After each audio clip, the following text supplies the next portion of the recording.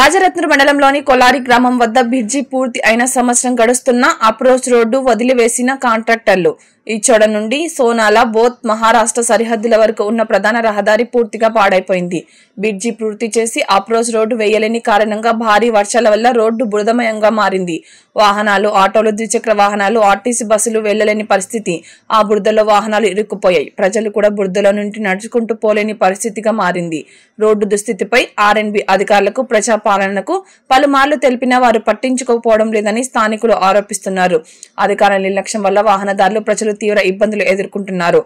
ప్రజల పరిష్కారానికి అధికారులు, నాయకులు, ప్రజానాయకులు ఏం చేస్తున్నారు? ప్రజలపై ఇంత నిర్లక్ష్యమా అంటూ జిల్లా కలెక్టర్ వెంటనే చర్యలు తీసుకోవాలని వాహనదారులు, ప్రజలు, గ్రామస్తులు కోరుతున్నారు.